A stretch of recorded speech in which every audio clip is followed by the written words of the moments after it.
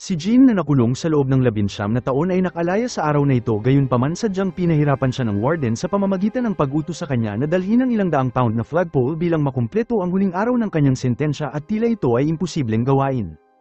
Kinagat nito ang kanyang ngipin at nagpatuloy at nagawang mabuhat ang mabigat na flagpole sa harap ng warden. At walang pag-aalinlangan pinirmahan ng warden ang dokumento ng pagpapalaya, ngunit minarkahan ito ng matinding panganib. Kinakailangan ni Jean na regular na mag-ulat sa himpilan ng mga pulis o kung hindi siya ay makukulong ulit sa paglabag nito sa batas. At sa mga mata ng warden ang isang kriminal ay palaging kriminal at nagbabala ito kay Jean na mag-ingat paglabas nito dahil muli itong babagsak sa kanyang kamay at titiyakin ito na magdurusa siya ng higit pa sa kamatayan. Labis ang galit ni Jean dahil nagnakaw lamang ito ng isang maliit na piraso ng tinapay upang iligtas ang kanyang nagugutom na pamangkin at nasintensyahan ito ng 19 na taon sa bilangguan.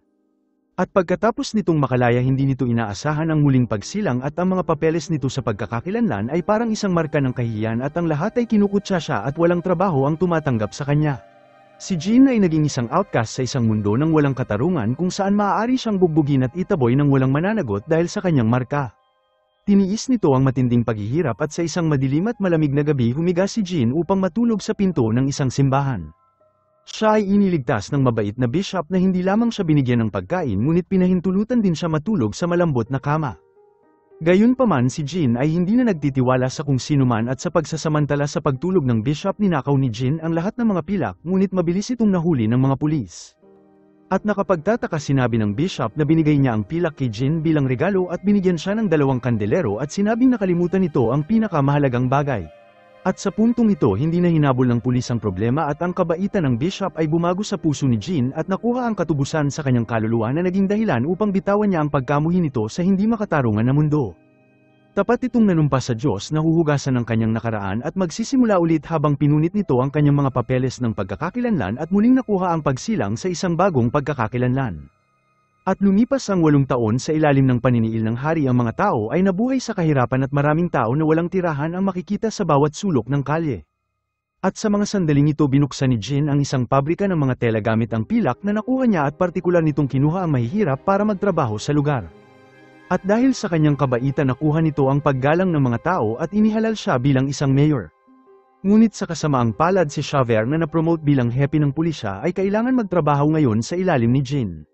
At sa kanilang unang pagkikita masigasig na inihayag ni Javert ang kanyang katapatan sa kanyang bagong superior. Nakilala ni Jean si Javert sa isang sulyap ngunit nakaramdam lamang si Javert ng pagkapamilyar sa kanya. Nang biglang isang malakas na ingay ang nagmula sa labas kung saan isang karwahe ang bumaliktad at nakulong ang isang matandang lalaki sa loob nito. At isang sandali ginamit ni Jean ang kanyang pambihirang lakas upang buhatin ang karwahe at iligtas ang taong nakulong sa ilalim nito at ang pagkilos na ito ay tila nagpaalala sa isang memorya ni Javert sa kanya. Gayunpaman dahil wala itong konkretong ebidensya hindi naglakas loob si Javert na magsalita sa mayor. At sa pabrika ni Jean mayroon isang babaeng manggagawa na nagngangalang Fantine at nahaharap ito sa pangmamalupit mula sa tagapangasiwa dahil sa kanyang kapansin-pansin na itsura at ang ibang babae na nagseselo sa kanya ay kinamumuhian siya. At sa kanyang mga naunang taon si Fantine ay nabuntis ng hindi pa kasal at isinilang ang kanyang anak na babae na si Cosette gayunpaman ang kasintahan nito ay iniwan sila. At upang mabuhay wala itong pagpipilian kundi ipagkatiwala ang kanyang anak sa isang mag-asawa at magbayad ng mabigat na buwanang bayad para sa pag-aalaga. At noong ika-19 na siglo sa France ang mga tao ay nagtataglay ng konserbatibo at feudalistikong mga paniniwala at ang kalinisan ng babae ay itinuturing importante kaysa sa buhay mismo nito. Isang kasamahan nito ang naglantad sa hindi kasal na pagbubuntis ni Fantine sa lahat. Ang tagapangasiwa na hindi naging matagumpay sa pagtatangka na akitin si Fantine ay may labis na sama ng loob sa kanya. At hindi pinaalam kay Jean sa pilitan niya itong pinaalis sa pabrika at upang mabayaran ang pagpapalaki sa kanyang anak si Fantine na dating mabait na babae ay pinutol ang kanyang mahabang buhok at pagkatapos ay tinanggal ang 2 malinis na ngipin niya sa harapan. At dahil wala ng buhok at ngipin wala itong pagpipilian kundi malugmok sa desperasyon at naging prostitute sa lansangan at namuhay sa miserableng buhay. At tuwing gabi tinitiis nito ang paghihirap at labis na sakit ngunit para sa kanyang anak na inaalagaan ng mga estranghero sa malayong lugar gagawin nito ang lahat para sa kanya. Ngunit nang ang isang kliyente ang pinagmalupitan siya at naglagay ng yelo sa kanyang pang-ibaba naging sukdulan ang galit nito.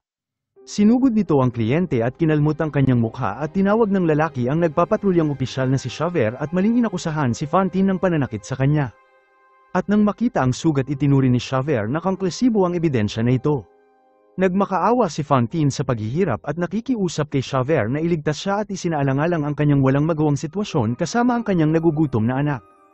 Gayunpaman iginiit ng walang pusong Javert na dapat ituloy ang kaso at sa isang sulyap na kilala nito si Fantine bilang dating manggagawa sa pabrika.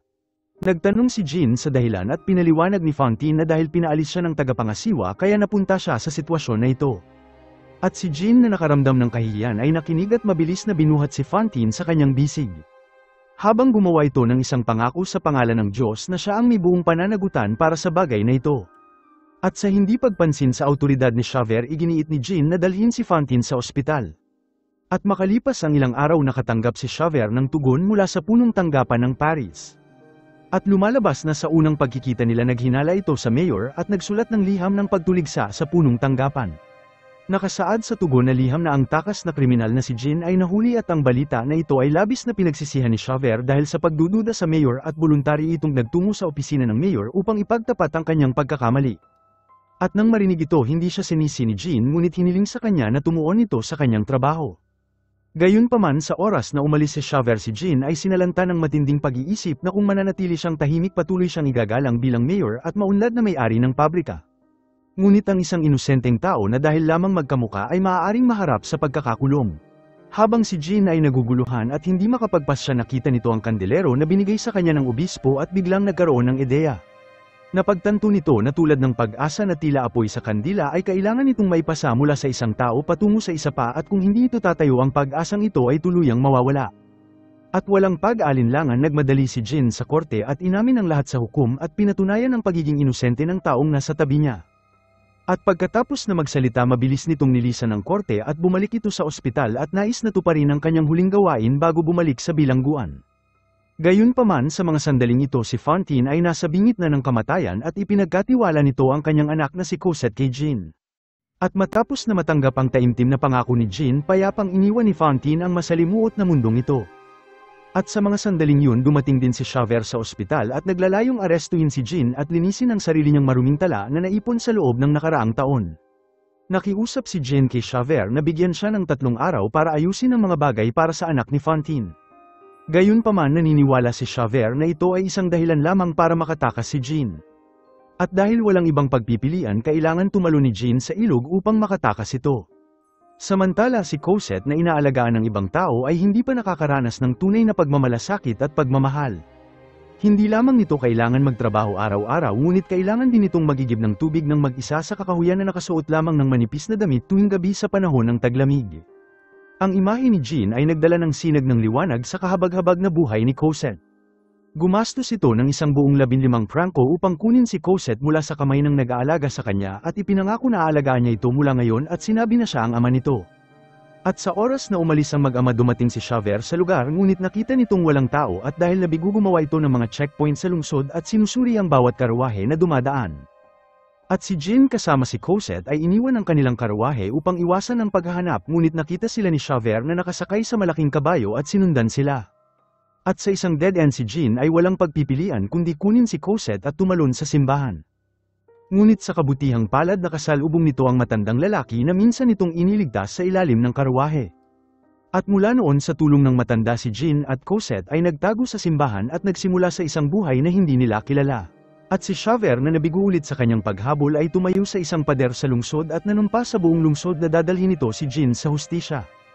At sa paglipas ng panahon at 9 na taon lumipas ang France ay papalapit sa bisperas ng revolusyon habang ang mga tao ay nagising sa gitna ng matinding pagkagutom at naglalayong patalsikin ang monarkiya at magtatag ng demokratikong republika.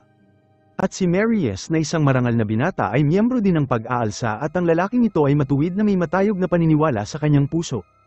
At isang araw nakasalubong nito si Cosette sa kalsada habang sinasamahan nito si Jean sa pagtulong sa mahihirap. Ang mala-angel na kagandahan at kabaitan ni Cosette ay mabilis na bumihag sa puso ni Marius. At sa kaparehong oras ang innkeeper na nahulog sa kahirapan ay nakilala si Jean at nagtangka na mangikil ng pera sa kanya.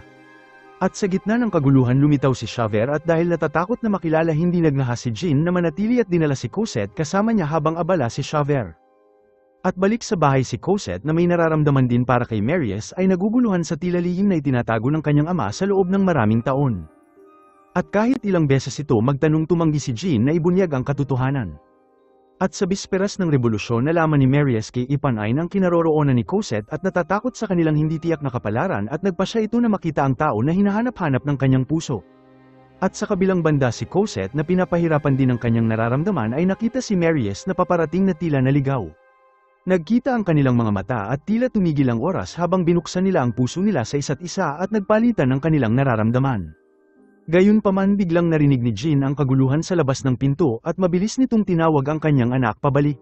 At lumalabas ang mga magulang ni Ipanay ay naging mga impormante ni Xavier at palihim nilang sinundan ng dalaga at natuklasan ang pinagtataguan ng mag-ama. At dahil walang magawa walang pagpipilian si Jean kundi kunin si Cosette at tumakas muli sa dulo ng mundo. At bago umalis iniwan ni Cosette ang kanyang address kay Marius ngunit kinuha ito ni Ipanay na lihim na may pagmamahal kay Marius sa loob ng maraming taon. Si Marius ay labis na lungkot sa biglaang pag-alis ni Cosette ngunit nagpa siya na huwag sumunod sa kanya. At sa halip pinili nitong manatili at lumaban kasama ang kanyang mga kaibigan sa revolusyon. At sa sumunod na araw sa pagsikat ng araw si Marius at ang mga kasama nito ay nagmarcha sa lansangan bilang isang demonstrasyon. Itinaas nila ang bandila ng demokrasya at sumigaw sila para sa kalayaan at ang mga tao ay nakiisa sa kanilang protesta. Mabilis na dumating ang pulis at militar para pigilan ang pag-aalsa at sa patuloy na pangyayari sa dalawang panig ang sigalot ay mas lumala. Bagamat ang mga rebelde ay may suporta ng mga tao ang kanilang sandata ay walang laban sa militar at napilitan silang umatras. At sa pagsapit ng gabi ipinadala ng hari ang kanyang piling tropa na ginawang walang laban ang pag-aalsa sa kanilang lakas. At sa gitna ng kaguluhan si Ipanay sa pagtatangkang iligtas si Marius ay tinamaan ng bala at sa oras na masisira ang depensa sinindihan ni Marius ang isang suno na may mga pampasabog at nagpilit sa militar na umatras. At sa kanyang huling sandali ibinigay nito ang liham ni Cosette kay Marius at umaasa para sa kanyang kaligayahan. At dahil napuno ng kalungkutan si Marius ay nagsulat ng isang taus-pusong liham bilang kanyang huling testamento at ipinagkatiwala ito sa isang tao na dalhin kay Cosette. Gayunpaman ang liham ay nahulog sa mga kamay ni Jean at ang liham ay puno ng pagmamahal para kay Cosette ngunit pinili pa rin ni Marius na ialay ang kanyang sarili para sa revolusyon. Tinipon nito si Cosette nakalimutan siya at matapos na basahin ang liham na unawaan ni Jean na si Marius ay nasangkot sa isang mapanganib at marangal na layunin. Nagpasya si Jean na ipagsapalaran ng lahat upang mailigtas si Marius at nagbalat kayo bilang isang sundalo. Nalinlang ni Jean ang mga sundalo at matagumpay na nakapasok sa hanay ng mga rebelde. At doon nasaksihan nito si Xavier na nadakip ng mga rebelde na pinaghihinalaan siya bilang isang spy. Hiniling ni Jean na personal nitong hawakan si Xavier at dinala ito sa isang eskinita. Pinutol ni Jean ang mga tali ni Xavier at ikinamangha ng lalaki gayunpaman hindi nagpakita ng pasasalamat si Xavier at nagbabala ito kay Jean na kahit iniligtas siya nito hahabulin pa rin niya ito sa hinaharap. Gayunpaman mahinaong sinabi ni Jean na tungkulin ito ni Xavier at hindi siya makikialam sa gusto nito.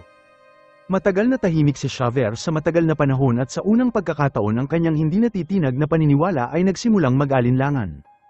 At sa pagsikat ng araw inilunsad ng militar ang kanilang huling pag-atake at sa ilalim ng pag-atake ng mga kanyan ang linya ng depensa ng mga rebelde ay madaling napasok at ang ilan sa kanila ay bumagsak sa magiting na sakripisyo. At si Marius ay nabaril rin at nasugatan habang isinakripisyo ni Jean ang kanyang buhay upang kaladkarin ito sa imburnal at nagawang makatakas sa kamatayan.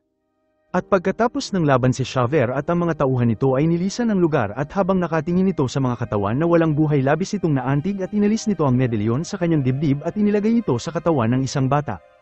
At nang marinig ang tunog mula sa imburnal naisip nito na tumakas si Jean sa imburnal kaya nagtungo ito sa labasan ng imburnal sa lungsod at hinihintay ang kanyang biktima.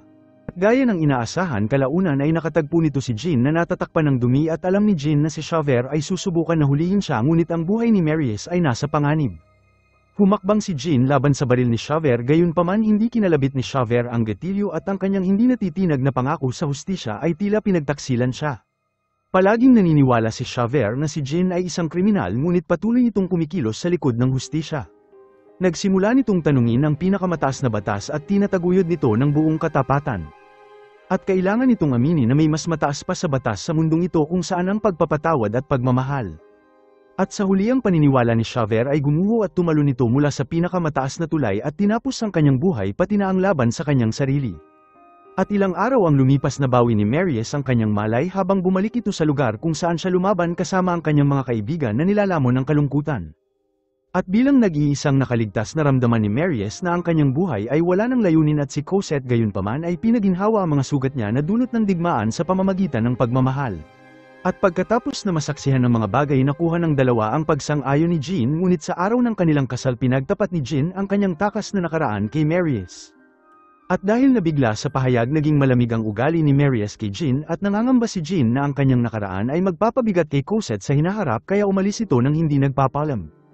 At hindi nagtagal idinaos ni Marius at Cosette ang kanilang kasal at hindi na malaya na dumating ang innkeeper sa seremonya sa paghahangad na mangikil ng pera kay Marius. Hindi sinasadyang naibunyag ng innkeeper na si Jean ang nagligtas sa buhay niya nung wala siyang malay at nakaramdam si Marius ng matinding kahihiyan. Nahiya ito dahil ang mundo ay nabulag siya ng kanyang sariling kamangmangan na nagpalabo sa kanyang puso. Hindi nito pinansin ang mga bisita sa kasal at kinuha si Cosette upang hanapin si Jean. At si Jean na nanghihina na sa labis na pagod ay hawak pa rin si Cosette sa kanyang isipan at umaasa sa kanyang kaligayahan at isang kumpleto at nagmamahalan na pamilya. At sa pagkatulala narinig nito ang isang pamilyar na boses na tinatawag siyang ama at ito ay si Cosette at Marius na dumating sa simbahan. Mahigpit nilang hinawakan ang kamay ni Jean at inihayag ang pagsisisi ni Marius dahil sa paghusga sa kanya. At bilang isang ama nais lamang ni Jean ang kanilang kaligayahan at sa kanyang huling sandali ipinagkatiwala ni Jean ang huling liham ng pagsisisi kay Cosette at mula dito nakita niya si Fantine na dumating upang sunduin siya. At habang umaalis ang kanyang kaluluwa at magpapahinga ang kanyang katawan mapayapang ipinikit ni Jean ang kanyang mata. At sa pagbalik tanaw sa buhay ni Jean siya ay nakikipaglaban sa pagitan ng mabuti at masama ngunit palagi nitong pinipili na maging mabuti at ginamit niya ito upang linisin ang kanyang kaluluwa mula sa mantsa at hanapin ang katubusan. Maraming salamat mga Lodi.